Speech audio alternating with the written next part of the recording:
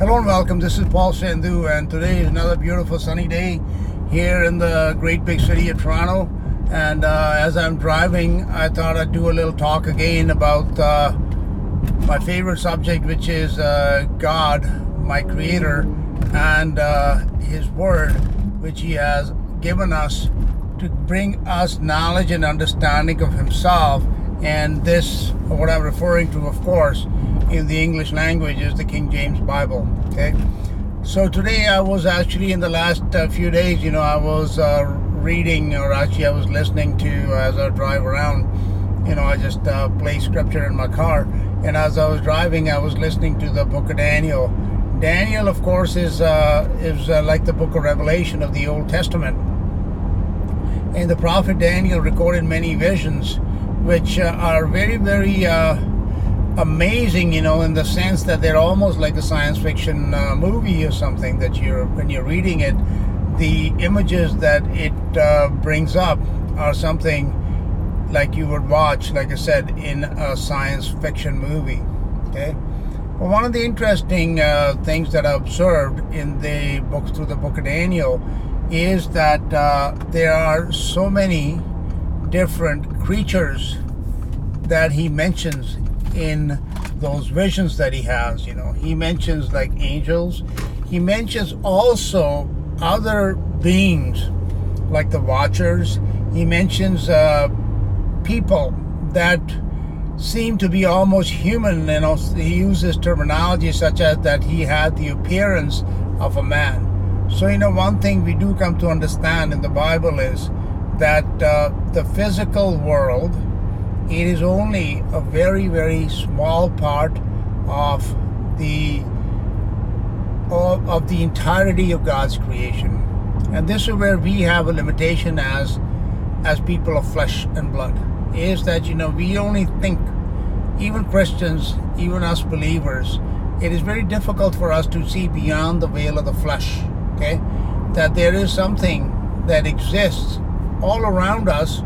Like, when we speak about dimensions, it is, and space, as far as Bible is concerned, or speaking from a perspective of physics or something, I don't even think such a thing as space exists. Okay, that may be something very, very difficult for people to understand. But what I'm trying to say is that what exists is intelligence. Okay, that's what a soul is. A soul is an information processing, or should I say, device, but that's what happens. Okay, that information is what everything consists of, and this information is vast and varied in God's creation. It is really, truly is mind-boggling, and a lot of that comes out in the visions of Daniel. Okay, the things that he saw and that he wrote. Like he talks about the man Gabriel, he caused to fly swiftly. Okay, so there you go. Like, as far as we know that angels can fly, and there are like flying craft that are in the Bible and such things. But it's kind of interesting that he calls him the man Gabriel, who was caused swiftly to fly. Now, this is something which I have spoken about a great deal. And I don't really think that I've gone into the extent of the creatures that exist in God's creation, both in the visible and the invisible world. Okay, it is not just limited to visible parts of creation. Even in our visible world on the earth. Okay, for example, people say science will have you believe that they have documented every type of creature that exists. I would say they probably not even documented maybe even 5% of everything that exists right here on the surface of the earth. And we're not even going to creatures that may exist inside of the earth, in like caves, dens, and deep underground, or creatures that exist in the waters. Okay, but even if you study, or if you are even vaguely familiar with subjects such as myths and legends and mythology, it really boggles the mind as to how many different types of creatures exist everywhere, and that's we just limiting ourselves to the earth. We are not even going beyond the earth into the heavens or what exists beyond. So the point here is that whether it's in the Bible or in even beyond the Bible into like stories, like I said, myths and legends and fantasy and even in fiction, the sheer number of creatures that exists which we have not seen with our eye, which we don't see here on the earth. You see animals here, like you see, you might see a bear or a cat or a lion or something, like a horse. These kind of creatures we see, but creatures that we don't see yet, we have been given images. You can see them carved in stone and statues and such. The number is so great that it would take volumes and volumes and volumes just to document them all, out of the ones that we have, that we can see recorded in some form or the other, whether on paper or on stone or in paintings in our own world. Okay, the visible world, in my belief, is a very, very small part of that which is invisible. And this is something that comes out very clearly in the Bible, especially in books like Book of Daniel, or even in the book of Ezekiel in the Old Testament, even as they're journeying through the wilderness under Moses. Did you guys read the story about the fiery flying serpents? Now, have you ever seen a fiery flying serpent? But these things are real. They existed, and most likely they exist even today. When he talks about Job, God himself speaks about behemoth, or he talks, which is, people say, oh, it's an elephant. No, it's not an elephant. It is some other type of creature. Talks about Leviathan. Okay? And these stories about Leviathan and Kraken and such, these are not just in the Bible. They're also found, like I said, in myths and legends, and some of them going back to very recent times, like in the middle, in the 15th, 16th, 17th centuries. A lot of these sailors, they have records of these. It's quite fantastic. Some of those images are drawn, and if you ever to go back and study some of these, writings and carvings and photos, or not photos, pictures or paintings of those times, it really boggles your mind. So like the sea serpent, okay? The Bible talks about the serpent that is in the sea or whatever. These legends of these serpents, which are like 150, 200 feet long or something, that are in the waters, these are again found everywhere. So, my friends, the creation of God, it is very, very big, okay? And I was talking about that when he's talking about the man Gabriel. Now, it is quite possible that what he's talking about is an angel who was in the appearance of a man, because he does talk about other saints in the visions of Daniel that look very much human. And as I have taught in the past, that in God's creation, the human or the flesh and blood creatures, they're not just limited to the race of Adam. Okay, Adam is a man that was created about, in our best estimations, about 6,000 years ago. First place at some point somewhere in the modern day Iraq, around there, in a place called the Garden of Eden, and his wife was Eve.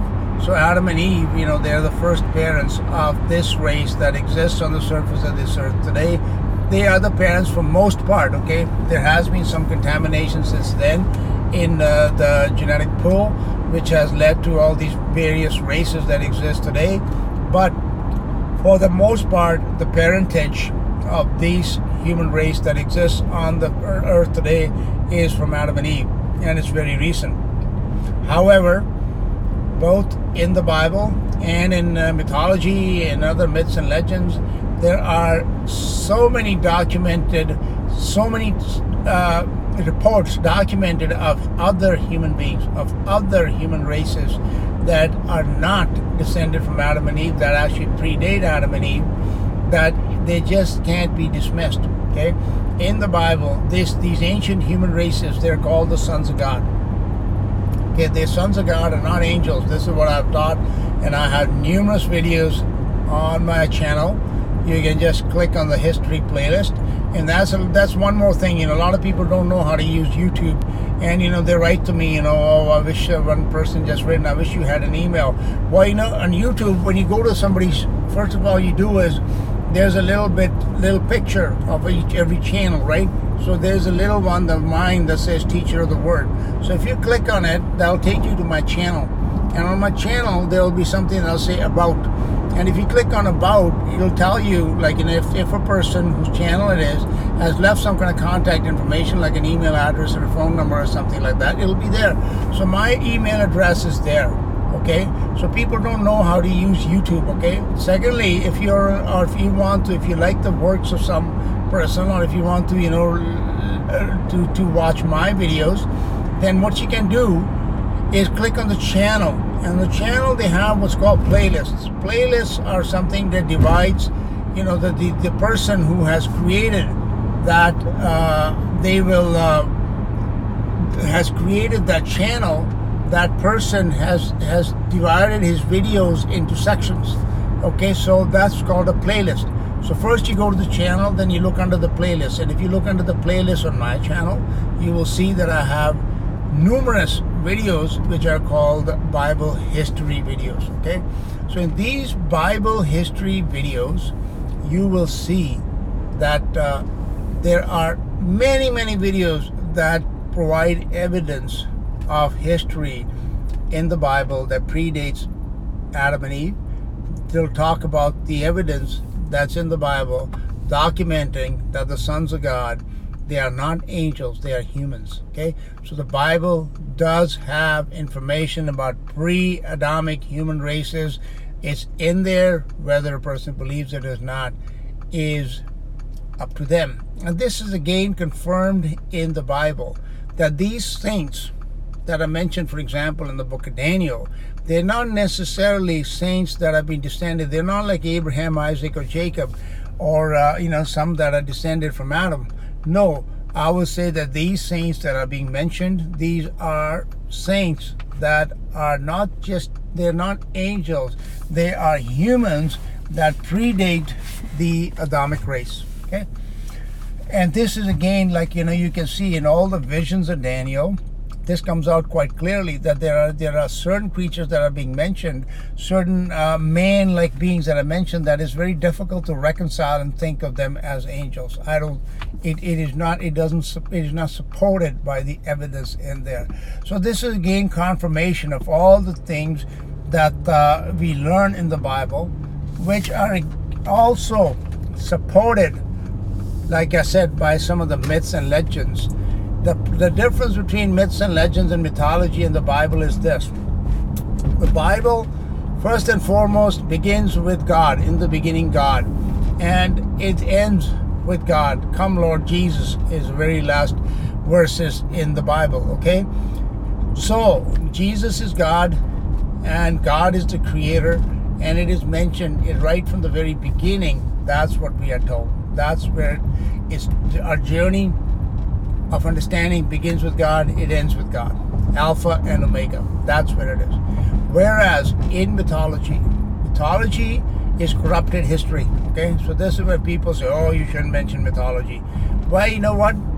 We learn from the lies of the devil. Like, when Jesus was tempted, the devil lied to him.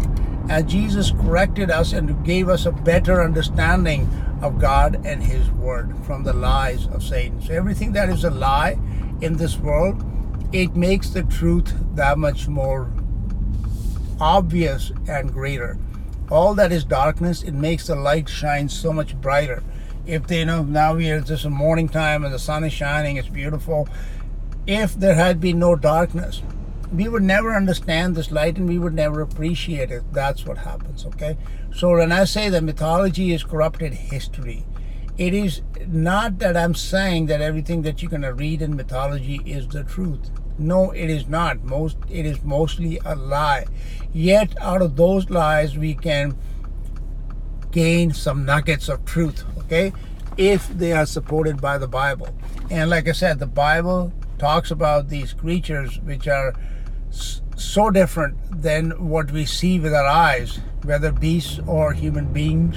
There are other human races, and there are, of course, angelic races, and of course there are beasts that are so fantastic, like, not even any fantasy movie like Lord of the Rings, or even like in Star Wars or something, would you see such fantastic creatures as they actually have existed and do exist even to this very day, and some of them may well exist in physical form, like these hybrid creatures inside the earth, because the Bible talks about all these creatures that are going to come out of the earth, and some of them are certainly hybrid types, and they certainly are not spirits. They are very much flesh. Okay, so all these things are in the Bible. And when mythology, you see, like you can go to Greek mythology, Hindu mythology, whatever, go into some of the old temples in Asia, for example, in Cambodia, in Angkor Wat, or in India, etc. You see creatures that are so fantastic that they're hybrids, and this is even true to this very day. You can, like, I have photographs. I should actually put them on there sometime. Maybe I will with this video. Photographs of temples in southern India in particular, of images that those people that built those temples have created of all these fantastic, fantasy creatures that are worshipped as gods to this very day. Okay, so these things are not unreal, they are real. And what I want to emphasize today is that, hey, don't just be focused on things that you can see with your eyes. Okay, there is a whole, God's creation is so much bigger that you can't even begin to comprehend it. Its dimensions and the sheer number of creatures that exist. One day we are going to see, and it is going to leave our jaws are going to drop when we come to see, like, how big it is. And where did all these come from? That is history. That is real biblical history of the ages, in which, like I teach you, that evil was first born, and then it grew and it matured, and all these different creatures that are very evil, okay, that are evil, and they are abominations.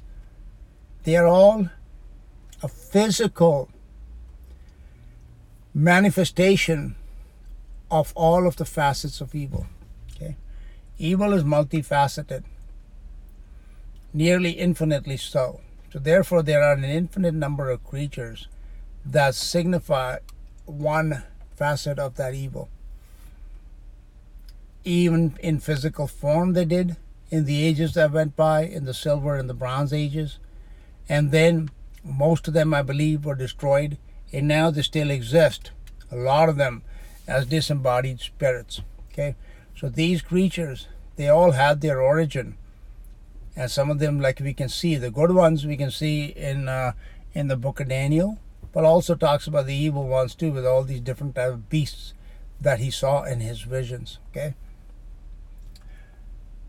so my friends, the point is that it is God, is because God's creation is so much bigger. It means God is bigger than his creation. He is much bigger than we can understand with our finite little minds. Okay, so I don't have all of the answers for you. I can put some of the pieces together, and I can build a story for you, which is supported by scripture, of the ancient histories of even this very earth that we live upon. Its beginnings, its foundations, who first dwelt on it, who builds all the worlds, whose ruins we see scattered all over. Okay, one day I should post a video in here of all the underworld cities and everything else that have been discovered. And this earth is so big, so big, so big, that there is no possible way that we have even discovered a fraction of them that are here, very much so, right under our feet. Okay, so that is all pointing to a time long, long ago when all these things happened. These things didn't build by themselves. There were people that lived here that they were not of the races of Adam that built them, that dwelt in them. With the purposes we can understand, especially of the underworld and underground cities, that they were built because there was going to be much war. There was much warfare that went on, and the surface was most likely being, what you might call becoming scorched earth, as you might see in some of these video games of today, which again point back to the past. So all that we can learn, that these things happened, and the sheer amount of construction, ruins that we can see on this earth point to a time when the number of people or number of creatures that inhabited this very earth was far greater than anything that exists today. Okay, one of the stories, this is kind of as an aside, not directly linked, is about all this environmental nonsense that they teach you. Oh, we're running out of this and you're running out of that. I had this discussion with one of my relatives who's a big tree hugger, let's say. And I told him, like I'm in Canada. I said, he flew like he's on the west coast and I'm on the eastern side. So I said, when you fly, it takes like 5 hours per plane. So Canada's a big country. No, actually, Canada to cross from one coast to Newfoundland is like a 7.5. You can from Toronto, I can fly to England faster, or in the same amount of time that it would take from somebody to go from Vancouver to Newfoundland. It's that big. Okay. I said, what do you see below you when you're flying? What you see is forests and you see lakes, okay, water and trees. I said, if you were ever to be able to cut all these trees, how many people would you need? How much machinery would you need? How would you be able to transport all of this out of here? People tell you the rainforest is being destroyed. Do you have any idea how big the rainforest is? You have no idea. Go learn some geography and see at the south of South America and even the Amazon basin. We just don't have the means to be able to destroy it all. These are just stories that are made up. Okay, our world that we live in is such a world of lies. There are lies about history, there are lies about geography, there are lies about space, there are lies about... Tell me something that's not a lie. That isn't. Everything is a lie. Okay, so my friends, beware that when you begin to see the vastness of God's creation, the extent of the history of creation, that it is so vast and it has been inhabited by so many different creatures in so many different ages, that so much has happened. It all points to one thing, which is our Lord God above. Okay, that His vastness, His greatness is so great that there is absolutely no way of measuring it. So let's give thanks to Him. I wanted to talk a little bit more about the visions of Daniel's, which I will do in a separate video. Because, from chapter 7 onwards, 7, 8, 9, 10, 11, and 12, all it is a record of his visions, okay? And it is quite incredible in there. And a lot of those pertain to the times that we live in. So it is good to understand that and the book of Revelation, so we can understand the times that we live in. And we are not deceived as a lot of people are, okay? Anyhow, the sun is kind of playing havoc on my camera here. The lighting is changing automatically. I guess it does that because it's an auto. But I don't want to say any more. I said, go and study. Look at the number of creatures. Make a list of them. The people, the angels, the human type beings, the watchers, etc. that Daniel mentions, and everybody just lumps them into one. They're all angels. No, they're not. Okay? They're not. Even the 24 elders that are seen sitting around the throne of God in the book of Revelation, I am almost 100% certain that they are none of them. They're not angels, and they are not of the race of Adam. They're not like, Abraham, Isaac, and Jacob and the apostles or anything like that. No, these elders are of the races of the sons of God, humans. These are the good ones that did not turn to evil and become the gods of mythology like Zeus and Thor and Ram and Krishna and Vishnu and all these other gods that are of the sons of God, human races that turned to evil, and they turned against their Creator, whose name alone is Jehovah. Thanks for listening. This is Paul Sandhu.